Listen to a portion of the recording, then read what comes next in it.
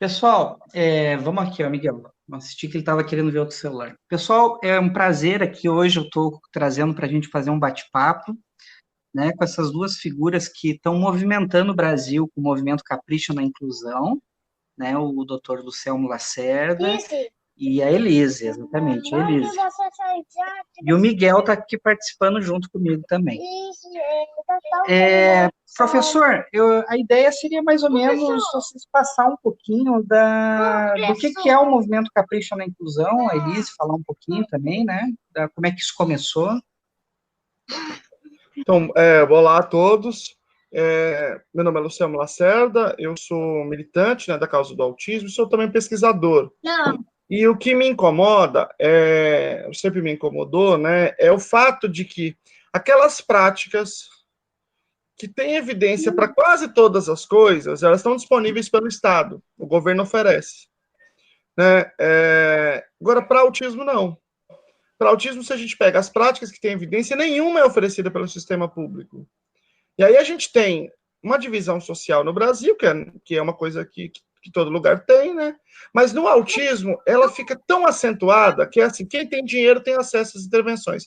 Quem não tem, fica tendo acesso às intervenções que ou nunca foram testadas, então a gente não sabe se funciona, ou algumas a gente sabe que não tem eficácia, que é o caso da maioria.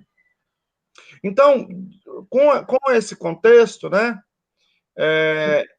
desde algum tempo, eu e várias pessoas estamos conversando sobre isso. Como que a gente faz o Estado oferecer práticas com evidência? E aí nós tivemos, dia 8 de abril agora deste ano, uma reunião no MEC, com pessoas de quase todos os estados do Brasil, todas as regiões, vários movimentos, pedindo para o MEC para fazer uma orientação com dois pedidinhos. Né? Fazer uma orientação para que os sistemas priorizem práticas com evidência, sistema de educação, e segundo pedidinho, fazer uma lista, traduzir uma lista oficial e publicar de que práticas têm evidência. Então, esses dois pedidos. E aí, para apoiar esta pauta, esse conjunto de movimentos criou uma campanha, que é a campanha Capricha na Inclusão, que a Elise é quem está organizando aí pelo país. Muito bem, é uma honra, porque a Elise é prata da casa, né? Aqui paranaense, isso nos dá um orgulho danado, né, Elise? Membro da UPA, você sempre me lembra. Isso. Da diretoria da UPA. Eu sou Elise Matos, né? Eu dirijo o Instituto EcoProject aqui em Curitiba e também faço parte da diretoria da União Unipaz pelo Autismo, que o presidente é o Rafael. E eu fiquei muito feliz quando o Lucelmo me chamou, porque sempre foi um desejo que o movimento do autismo, um desejo pessoal, né, que o movimento do autismo no Brasil fosse unificado, né? Eu tive conhecimento de como eles fazem na Argentina, né, como eles conseguem fazer um movimento nacional, e fiquei extremamente impressionada e voltei, quando eu conheci, né, esse movimento, voltei assim para o Brasil. Eu os conheci na China, na verdade, e voltei para o Brasil muito impressionada como eles conseguiram coordenar. E logo em seguida o Lucelmo me chama para fazer parte dessa campanha. E aí comentei até com meu marido, falei, puxa, a realização de um sonho, né? Conseguir trazer uma unificação, né? Pedidos convergentes de todas as partes do país. E por experiência, né? Aqui na nossa vivência, nós tivemos acesso às terapias com base em evidência. Eu sou filha de pediatra, então nada fora daquilo que não é extremamente científico a gente utilizou com o Henrico, né? E eu pude ver que do momento que a gente começou ao dia de hoje, que tanto a gente fala, né? Plantar os pré-requisitos, o futuro, né? Hoje eu vi que aquilo que a gente plantou com 2, 3 anos, eu estou colhendo agora com 9. Né? Eu não colhi imediatamente. Então, agora eu tenho certeza absoluta na minha vivência, né, em casa, que essas práticas que a gente utilizou, práticas baseadas em evidência, né, a gente utilizou análise do comportamento aplicado, mas hoje a gente usa outras dessas práticas na terapia do Henrico, no tratamento do Henrico, e eu posso ver claramente o andar, né, o andar, a melhora na qualidade de vida dele. Então, quando o Lucelmo trouxe essa campanha, não tive dúvida em abraçar, né? Não tive dúvida. E fiquei super feliz que ele ainda nos chamou para coordenar. Então, fica ali, né? Lógico, a responsabilidade de fazer essa campanha crescer, né, o Lucelmo como idealizador, e aí eu conto com a tua ajuda, né, Rafael? Sim. Porque assim, eu tive conversando, quando a Elise me apresentou, eu vi que ela foi lá para Brasília, teve, né, o lançamento do movimento, e eu achei super legal, né? E a Elise começou já a movimentar as associações aqui do Paraná, inclusive para apoiar, e a gente fazer uma série de articulações para que também o setor político aqui paranaense, né, pudesse dar um apoio e cobrar do Ministério da Educação esse rol de práticas, né? Falei para a Elise assim, Elise, eu não sei quais são essas 20 e poucas práticas que estão, né, eu não conheço, mas se você está dizendo que é legal, eu vou meio que seguindo a tua orientação, né? Foi o que eu falei para ela no primeiro momento. Num segundo momento, eu falei para ela, Elise, eu estou bastante desconfortável, né? Tô achando super legal o Capricho na Inclusão, bacana. O que está, às vezes, me prendendo um pouco para eu para não divulgar mais, é porque eu não sei quais são essas práticas, né? Eu não conheço elas. Aí até baixei os 2 links que tem, né, de referências dos Estados Unidos, traduzi o documento, e o que eu senti? Que se eu estou com essa dúvida, é possível que outras pessoas também tenham. Quais são, de fato, essas práticas? Né? Esse rol de práticas, o Capricho na Inclusão está defendendo quais modelos, né, quais são esses modelos com evidência científica que os professores podem ter acesso, né? Essa é uma outra preocupação minha. Ok, vai ter aquele rol, aquele documento traduzido, que o Ministério da Educação pode publicar. Como é que o professor pode usar esse instrumental para sua prática na escola, né? Então, se Tá. vocês pudessem falar um pouquinho disso, eu agradeço. Tá. Eu acho que essa é uma questão importante. Você sabe por que a gente não tem insistido em quais são as práticas que têm evidência? Porque eu acho que precisa ficar claro que o importante não são estas práticas. E que amanhã vai mudar essas práticas, porque a ciência é assim, ela vai se renovando. E aí, portanto, amanhã serão outras, e depois da manhã serão outras. Ou seja, as melhores sempre. E por melhores, entenda, aquelas que se provaram as melhores. Não é que alguém ache, não que minha tia mandou no zap. Então, é por isso que a gente não tem acentuado, mas eu acho que isso é importante. Então, o que eu posso fazer, o que eu acho que vale, não é exatamente dizer qual é o esquema exato, até porque cada criança é individual, vou ter que mobilizar aquele arsenal a partir da criança. Mas eu posso dar alguns exemplos que vão sinalizar para você como é que a gente poderia fazer. Eu vou dar 2 exemplos aqui. Primeiro exemplo, comunicação alternativa. Nós não podemos permitir mais que a criança entre na escola com 3 anos de idade, saia no ensino médio sem nenhuma forma de comunicação. Isso é um crime contra essas crianças, né? Quando nós temos aí ferramentas extremamente eficazes de comunicação alternativa, que podem dar um suporte muito maior, diminuir a agressividade, tem impacto sobre a agressividade com a sua diminuição, tem impacto na qualidade de vida, tem impacto na qualidade até orgânico, a criança não sabe pedir para ir no banheiro, não sabe nada muitas vezes, né? Então, comunicação alternativa é uma coisa que tem evidência. Então, nós temos muitos casos pelo Brasil inteiro, de escolas que proíbem entrada de comunicação alternativa, porque dizem que é excludente, os papos assim, sabe? E aí, Quer abrir mão da fala, né? Quer abrir mão da comunicação verbal. Não é nem só isso, eles falam que está fazendo uma coisa diferente do que está falando com as outras crianças. Tem, enfim, vários discursos aí. Se você tem uma lista do MEC com essas práticas de evidência e que se a comunicação alternativa está lá, então nós temos aí uma possibilidade muito maior de discutir isso na escola. Isso é um exemplo. Outro exemplo. Esse exemplo eu acho que talvez seja um dos mais graves.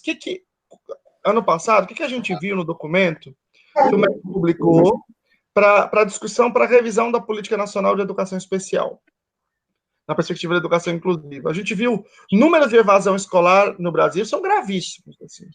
Mas os da população que público-alvo da educação especial são muito maiores. Então, tem muita gente com deficiência saindo da escola. E se eu tivesse, não tem os dados discriminados lá, mas se eu tivesse de dizer o que eu acho que a maioria tem autismo. Porque é isso que eu tenho acompanhado. É o seguinte, ó, a acessibilidade arquitetônica, mais ou menos, já foi resolvida, ou está sendo resolvida, ou tem um certo tipo de acomodação. Qual que é o problema? O problema é o seguinte, o aluno está na sala de aula, aí ele começa a ter uma crise, começa a ter uma agressividade, não importa o nome. Ele começa a ter um comportamento disruptivo. Aí o professor fala assim, ô mediador, Dá uma voltinha com ele, 10 minutinhos, dá uma caminhadinha, só tomar água, só dá uma respirada. Aí ele vai e volta. Quando ele volta, então, durante um mês que ele está na escola, ele fez isso uma vez. Na semana seguinte, você pode ter certeza, no dia seguinte aumentou a probabilidade de ele fazer isso. Aí ele vai passar a fazer 2 vezes por dia. Depois 3, depois 4. Depois a diretora chama a mãe e fala: mãe, então, seu filho não está se adaptando, tem que fazer um horário adaptado. Então, vou ficar aqui 3 horas, tá bom? Tá bom. Depois de 15 dias, chama a mãe e fala: mãe, 3 horas é muito para ele, né? É ele, cada um é individual, né, mãe? Então, vou ficar 1h30. Depois de um mês, chama a mãe e fala: mãe, a gente não sabe o que fazer, infelizmente. Aí a mãe tem que retirar isso. Mas isso é a história que eu ouço todos os dias. Se eu tenho uma lista de práticas baseadas em evidência, e se eu sei que esse menino tem ali uma crise, alguma coisa, eu vou fazer com ele um esquema de reforço diferencial. Está lá nas práticas. Na primeira prática, que é a intervenção comportamental, aí na verdade, ela é composta por uma série de práticas, né, de processos individuais que vão ser escolhidos individualmente. Uma delas, por exemplo, é reforço diferencial. Quando eu vou descobrir por que o menino faz isso, porque eu faço um processo chamado análise funcional, eu descubro por que ele está saindo da sala, porque ele está tendo crise. Provavelmente é para sair da sala, mas pode ser outra coisa. E aí eu me antecipo ao comportamento dele, e aí eu vou ensiná-lo a ficar na sala de aula. Por exemplo, vamos imaginar que ele sai da sala de aula porque ele fica de saco cheio da sala de aula. Não tem nenhum problema sair da sala, nenhum problema. Todo aluno sai. Professor, posso tomar água? Posso ir ao banheiro? Pode, vai lá. Às vezes ele nem quer isso, às vezes ele está precisando só sair da sala. Então, digamos que ele faça isso a cada 20 minutos. Vou falar de um caso que eu lidei, tá? A menina que fazia isso a cada 20 minutos, ok? Então, imagina assim, que ela está enchendo a paciência, quando deu 20 minutos a paciência dela enche, ela tem um comportamento disruptivo e ela consegue sair da sala. Então, eu me antecipo. Quando deu 10 minutos, ou seja, não deu tempo de encher a paciência dela, eu vou lá e tiro ela da sala. Mediante, essa menina era não verbal, mediante ela me entregar um cartãozinho. Então, ela me entregava o cartãozinho, ajudava ela a me entregar e ela saía da sala, antes dela encher a paciência. Portanto, ela não tinha comportamento disruptivo. Ela continuava tendo acesso ao reforçador, que é sair da sala, mas não pelo comportamento disruptivo, e sim pelo comportamento adequado, que era me entregar uma ficha. E aí, esse exemplo que você está dando, professor, esse exemplo que você está dando, inclusive, é muito parecido com ele, e graças a Elise também, que né, foi através dela que eu conheci o material do Autismo Speaks. Excelente. Lá eles têm um manual para as escolas, né? E eu fui fazer uma fala sobre autismo lá em Colombo, no município onde estavam vários professores, e eu peguei lá entre, né, o documento do Autismo Speaks, tinha isso. A pessoa se antecipar o momento da crise e não deixar para sair com a criança após a crise. Tentar identificar antes e dar essa voltinha no momento aí, exatamente isso que você está falando.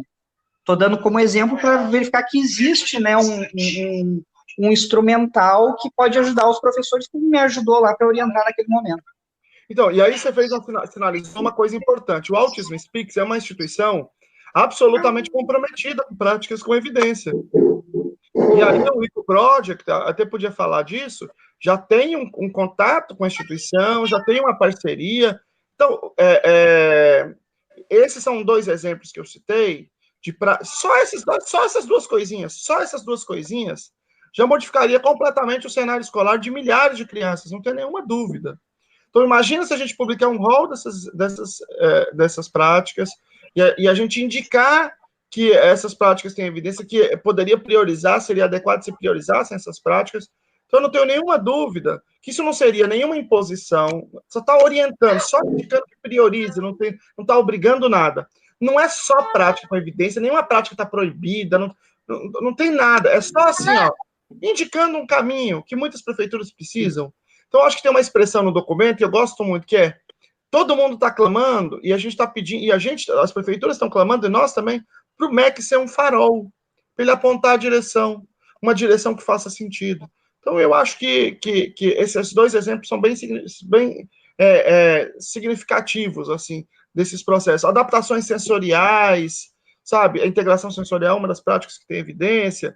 Adaptações sensoriais, adaptações da atividade, são coisas simples. Mas às vezes uma coisinha simples pode transformar a vida de uma pessoa. Hoje, o que a gente utiliza, Lucelmo, no nosso, né, meu caso particular, né, com meu filho, a gente está utilizando muito o script né? E a gente está utilizando peer monitoring, né? E o modeling. Então, a gente está modelando os comportamentos em sala de aula adequado e a gente está fazendo os scripts, né? Para ele ter o repertório das conversas.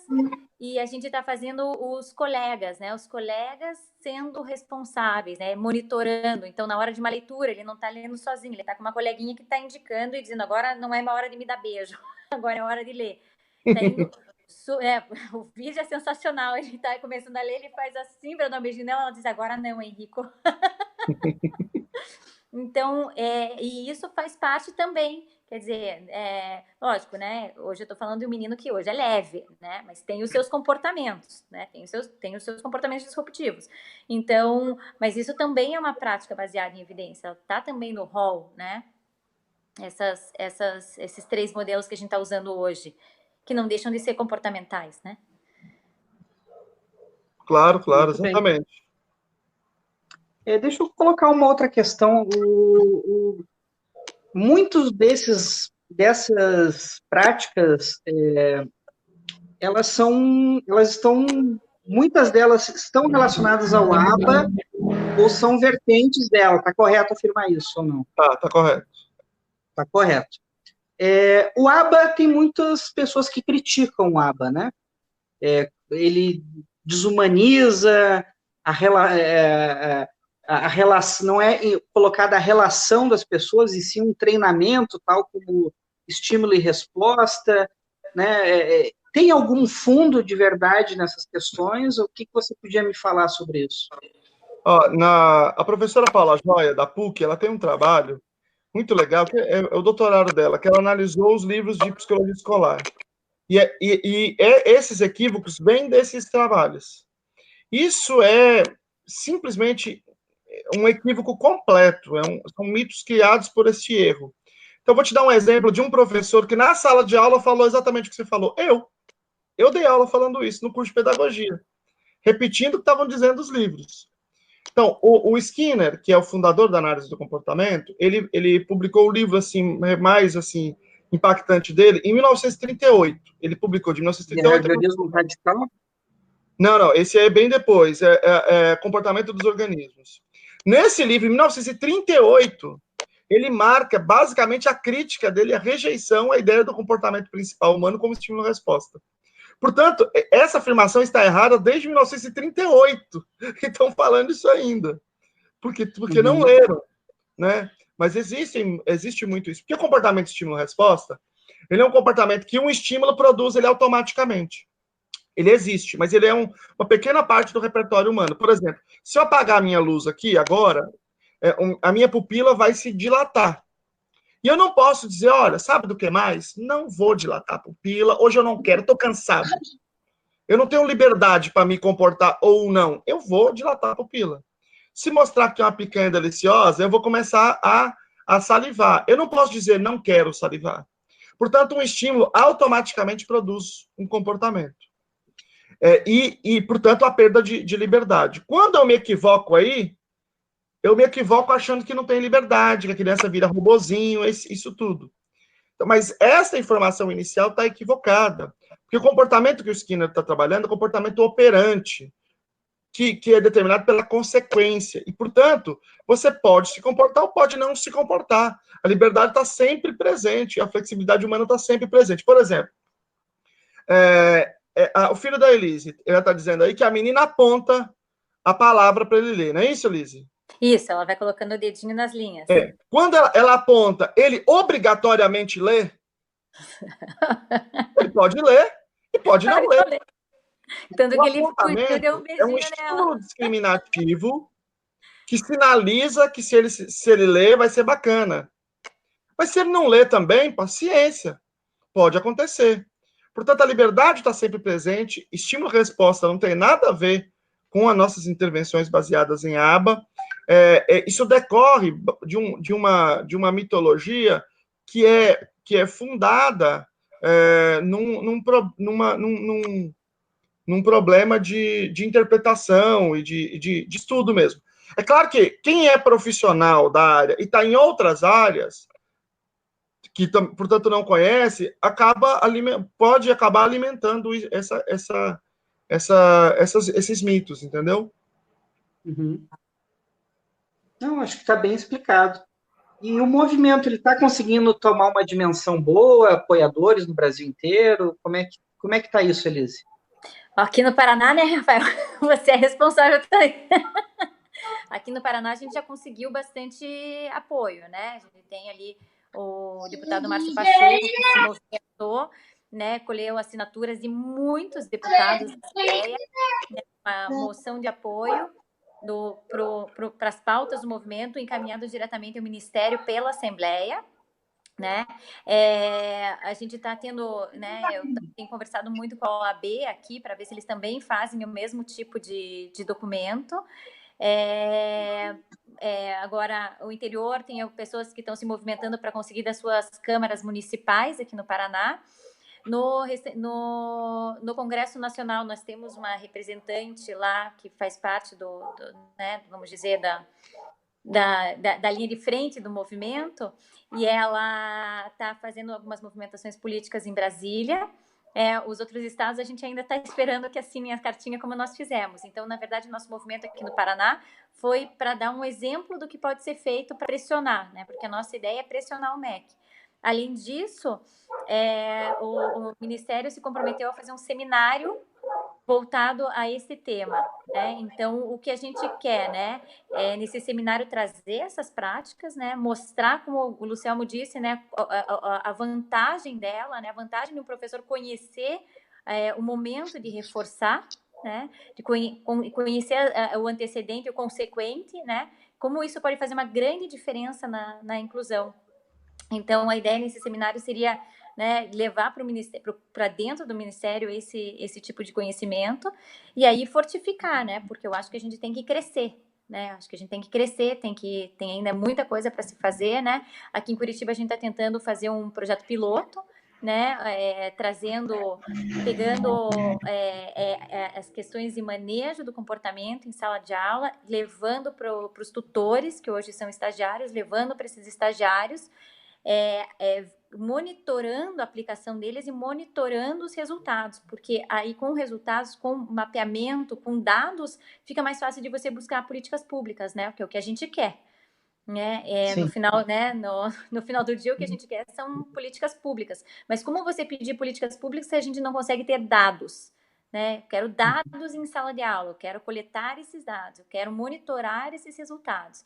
Então, a ideia é a gente trazer, a gente tem, logicamente, né, dados da eficácia de todas essas práticas, né? Mas eu queria pegar uma escola aqui, né, o que eu acredito que a gente vai conseguir nesse segundo semestre, efetivamente, e monitorar, fazer um trabalho bem consistente, como um projeto piloto mesmo, monitorar esses resultados ao longo de um ano, e aí a gente tem dados, né?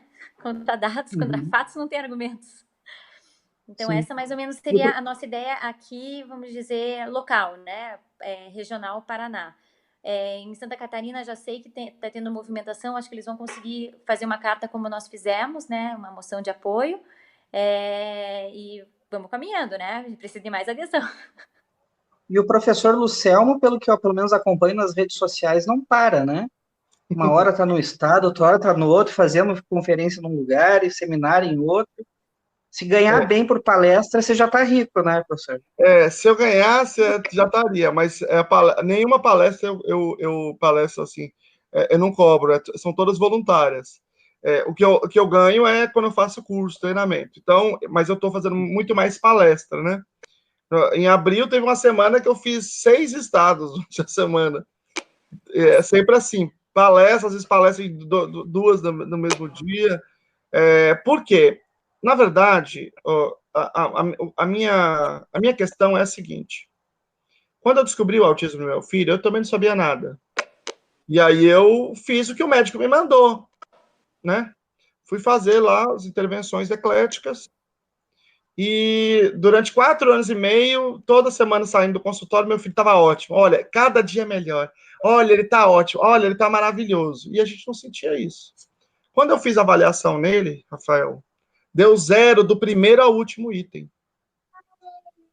E aí eu fui estudar, eu fiquei em depressão, um monte de coisa. Eu fui estudar, resolvi mudar meu campo de pesquisa.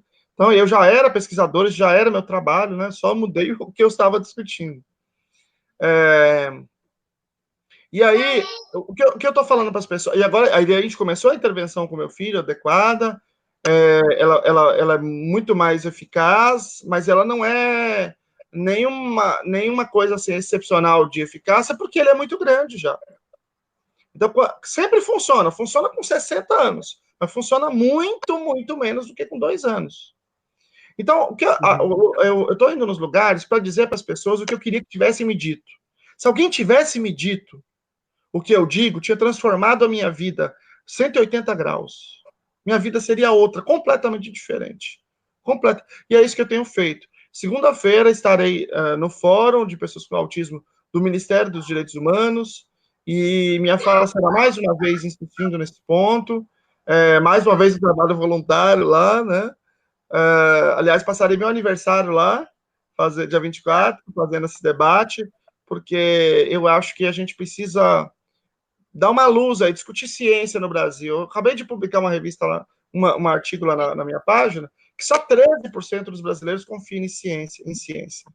Então, é por isso que nós estamos nessa situação gravíssima, as pessoas sem acesso às práticas que a gente sabe que funcionam, as pessoas submetidas a práticas degradantes, como o MMS, que é um alvejante dado às crianças, quelação, gente sendo privado de vacina. Então, é um obscurantismo gigante, né? E aí a gente tem um papel social nesse processo. Muito bem. Eu queria só fazer uma última, antes de abrir, para vocês colocarem o que vocês acharem pertinente aí para esclarecer com relação ao movimento Capricho na Inclusão. Eu queria colocar uma questão que foge um pouco do escopo da educação, ele vai um pouco para a questão da saúde, na questão do método ABA. O atendimento pelo método ABA, que hoje, né, as evidências científicas demonstram ser a mais recomendada para o autismo, e me corrijam, né, se eu estiver falando coisa que não está apropriado, ela demanda uma carga horária, né, um tempo, né, bastante grande, intensivo com a criança, geralmente isso acontece, né? Então, eu queria extremar o exemplo para o meu caso. Eu fui psicólogo de uma prefeitura do interior do estado, de uma cidade pequena. Eu era o único psicólogo da prefeitura, né? Uma carga horária de 30 horas, por exemplo, como que um psicólogo pode fazer um atendimento? Eu estou querendo trazer isso para a vida real, assim, das dificuldades dos pequenos municípios, né, dessas situações. Eu tinha lá 30 horas e tinha uma demanda de, sei lá, 50, 100 pacientes semanais. Se eu for atender todos, eu vou atender 30 minutos cada um e ainda vai por semana, e ainda vai ficar gente sem ter atendimento, né? É possível aplicar métodos, experiências, qual a criatividade que as pessoas que estão lá na linha de frente, na ponta da batalha, numa realidade dessa, onde ela tem que atender uma demanda gigantesca, tendo uma pessoa só, o que faz com isso? A ABA é possível nessa situação? O problema, Rafael, é o modelo que nós temos aqui. Primeiro, você falou assim, eu quero discutir um pouco, sair um pouco da educação e ir para a saúde. Por quê? Entende? Esse raciocínio que dificulta, porque é o que é aplicado no Brasil. Nos Estados Unidos, a ABA não é um programa de saúde, é um programa de educação. Até 22 anos. Então, quantas horas um menino passa na creche? De 30 a 50. Está resolvido o problema da intensidade. E essa equipe, o TO, fono, psicólogo, que estão lá na saúde, que eventualmente estão na saúde. Esses sujeitos podem ser aqueles que vão participar da avaliação. Então, vamos imaginar o seguinte, ó. O menino chegou na escola, na creche, ele tem 18 meses, tá bom? 1 ano e meio. Aí o professor de sala de recurso vai lá e passa um MChat nele, faz um MChat, que é um instrumento de risco. E ele fala assim, esse menino tem risco para autismo. Então fala, pai, se você puder, procura aqui o setor de saúde para avaliar o diagnóstico. Aí ele vai procurar lá com o pai. O pai vai procurar o diagnóstico, a gente sabe como é que o diagnóstico demora no Brasil. Que 5 anos talvez seja o diagnóstico. Só que do ponto de vista pedagógico, eu já sei que aquele menino tem prejuízo. Porque senão não teria dado risco. O risco significa que tem prejuízo. Esse prejuízo pode ser decorrência do autismo ou não. Isso é irrelevante para a intervenção. Então, digamos que esse menino, ele tenha 4 problemas. Ele não olhe no olho, ele não faça amigos, ele não brinque, ele não imite, tá ok? 4 coisas. Aí, o professor de recurso vai avaliar. Oi, tudo bem, Henrique? Aqui é minha turminha. Oi, turminha. Tudo jóia? Do quê? Aí eu vou lá, A gente precisa o professor de sala de recursos faz uma avaliação com instrumento técnico, por exemplo, o VibMap. E aí ele chama esses profissionais da educação da saúde, chama o TO, analista do comportamento. Eu estou pressupondo que é professor de sala de recursos, analista do comportamento. TO, analista do comportamento, psicólogo, analista do comportamento, fono, analista do comportamento, fisio, analista do comportamento, professor de educação física, analista do comportamento. Chama essa galera toda e fala o seguinte, eu preciso ensinar para esse menino essas 4 coisas. Quais são os melhores programas? Psicólogo, qual é o melhor para imitação? Para educação física, como é que eu posso trabalhar isso na educação física? Fono, qual que é melhor para trabalhar aqui a parte de comunicação com as crianças? TO, essa parte aqui de brincadeira, como é que eu faço? Então, esse grupo fecha um conjunto de programas. E aí, esses programas são os objetivos e a forma que eu vou alcançar esses objetivos no dia a dia de aula. E aí, nas 30, 50 horas que ele faz na creche, ele vai ter uma intervenção intensiva precoce de extrema qualidade, baseado nas melhores evidências, sem gastar mais dinheiro. Então, quando a gente fala de administração pública, tem que falar em orçamento. Tem sempre que falar em orçamento. Eu concordo com isso. Mas o problema nosso não é de orçamento, o nosso problema é de orientação técnica. E aqui eu vou puxar a sardinha para o nosso lado. Então, vendo isso, quando eu fui, pessoalmente buscar alguma coisa em razão do meu propósito pessoal, que eu queria, enfim, ajudar famílias, não passarem o que a gente passou aqui, mesmo podendo dar o tratamento, para o nosso filho. Quando eu conheci esse programa da OMS que a gente está implantando aqui em Curitiba, que capacita os pais, o que me encantou nele é a estrutura, Lucelmo.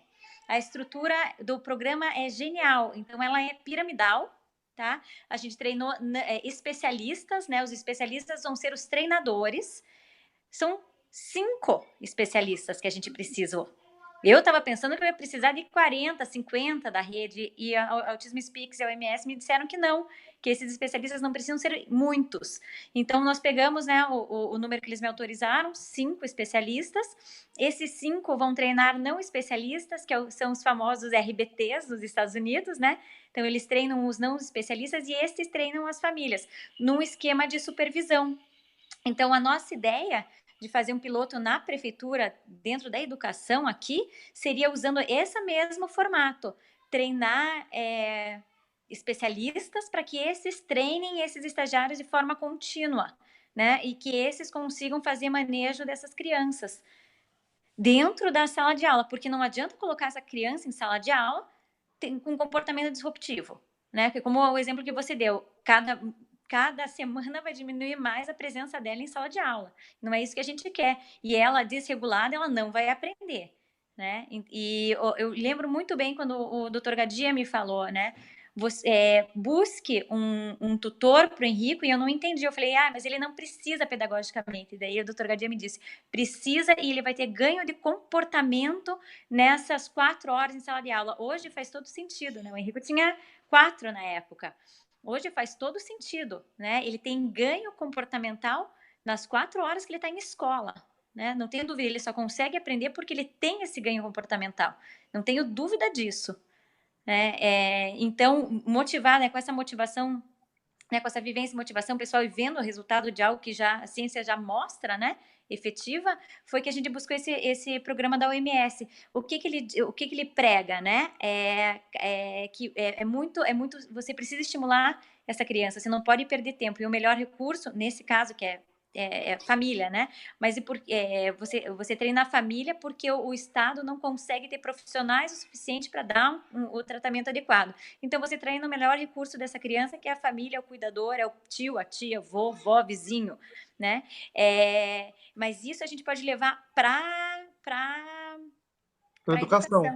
E, na verdade, quando a gente trouxe o programa para a prefeitura, o prefeito queria que tivesse a educação e a saúde juntos. Ele queria que houvesse essa multidisciplinaridade, entre aspas, né? Que tivesse essa convergência. Mas como a saúde aqui estava muito bem desenhada, né? Assim, as ramificações dela, eu não tive, assim, nem imaginei que pudesse levar para a educação. Eu até brinquei com a secretária de educação e disse, isso aqui é um programa da Organização Mundial da Saúde, falei para ela, né? Porque ela queria dentro da sala de aula. E hoje eu consigo visualizar esse programa dentro da sala de aula com as adaptações, né? E é isso que a gente vai tentar fazer, né? Não vou pegar exatamente o programa, mas a gente quer desenhar muito perto disso.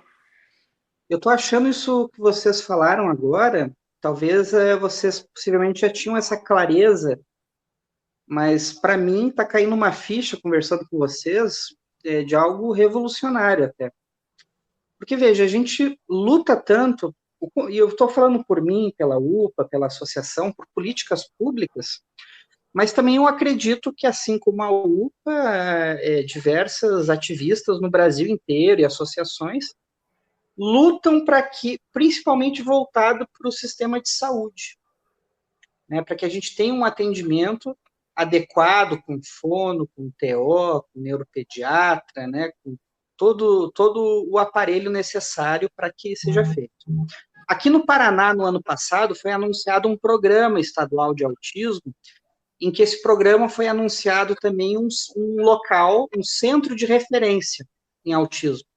Eu fui visitar esse centro de referência essa semana, e eu não estou agora falando de um pequeno município, eu estou falando a nível de estado. O principal centro de referência de autismo do Paraná, ele não tem terapeuta ocupacional, ele está com uma psicóloga e não consegue fazer os atendimentos, né?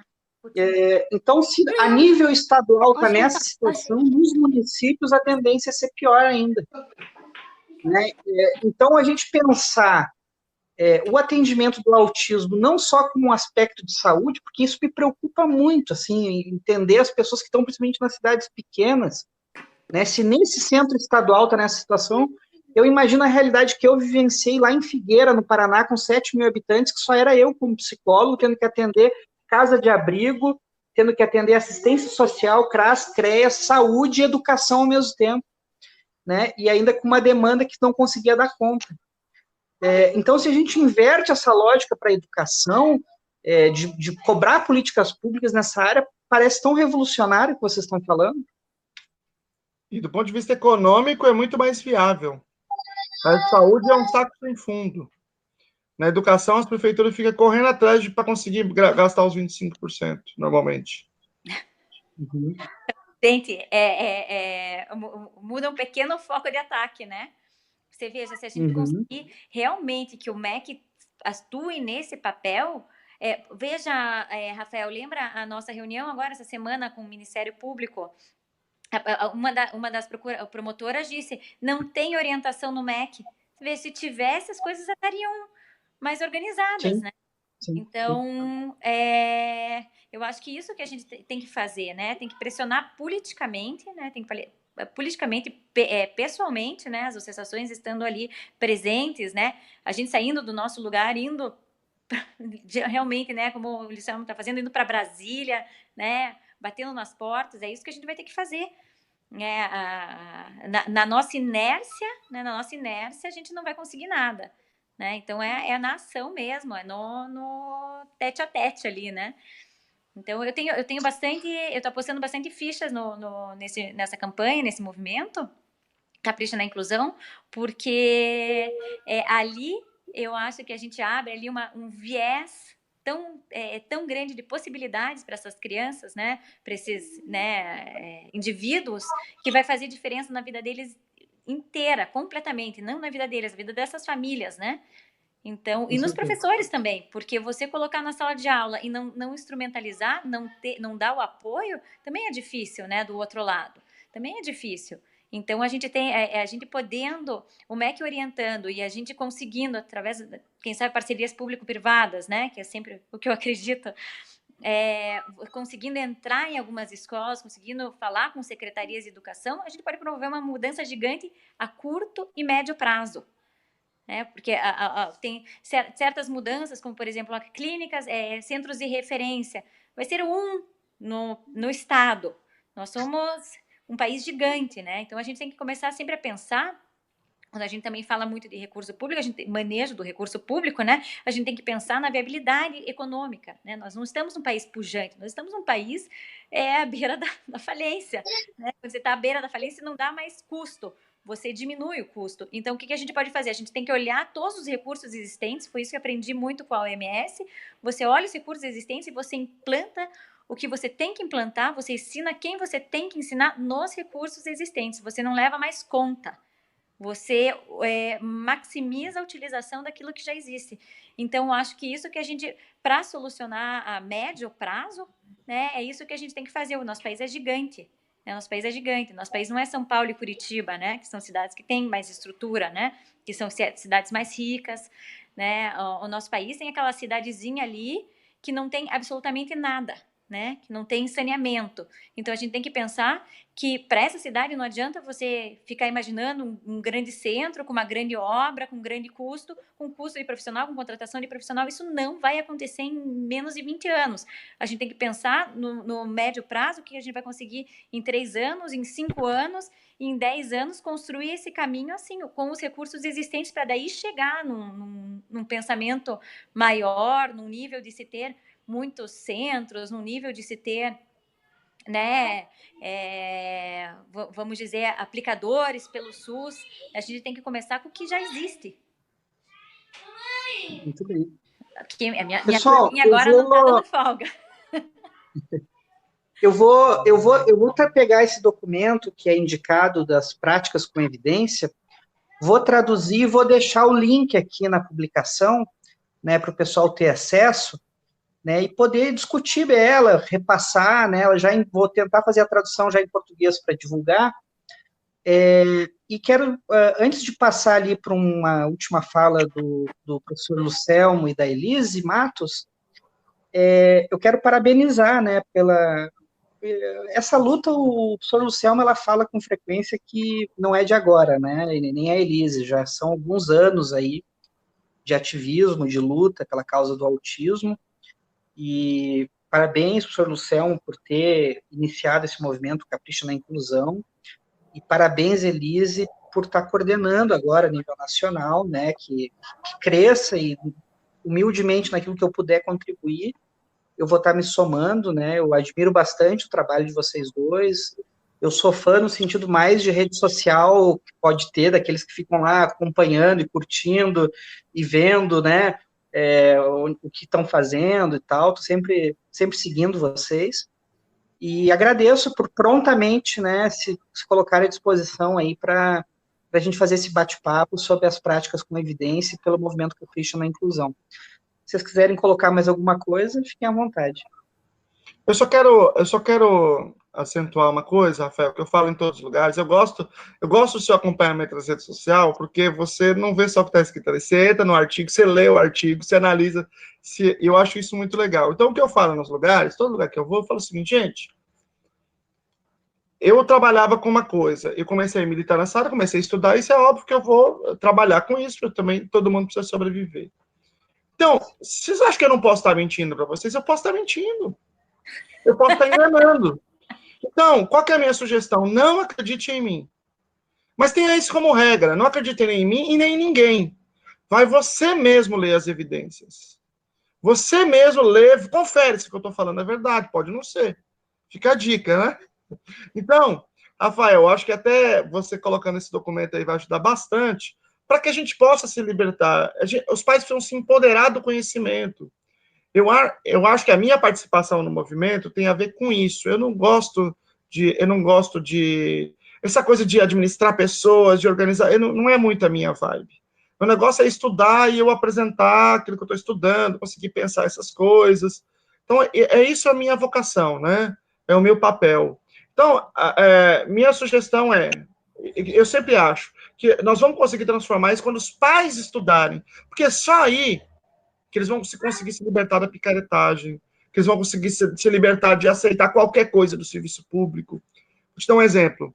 Teve um caso esses dias bastante expressivo do André, um rapaz que está acorrentado, passando por profissão repórter, já tinha denunciado isso em 2017, esse mesmo caso. E naquela ocasião que eu tinha compartilhado, denunciado e tal, eu tinha levantado a seguinte questão. A prefeitura tinha dito que já tinha feito de tudo, do bom e do melhor. É que o André é que era responsável por não aprender. Então, qualquer pai empoderado do conhecimento sabe que não existe um ser humano que não aprenda. Né? Isso é ciência, não é frase de autoajuda. Ciência, não existe ser humano que não aprenda. Então, quando a gente se empoderar desse conhecimento, é que a gente vai conseguir questionar de frente a ausência de políticas públicas. Muito obrigado por esse espaço aqui para a gente dialogar.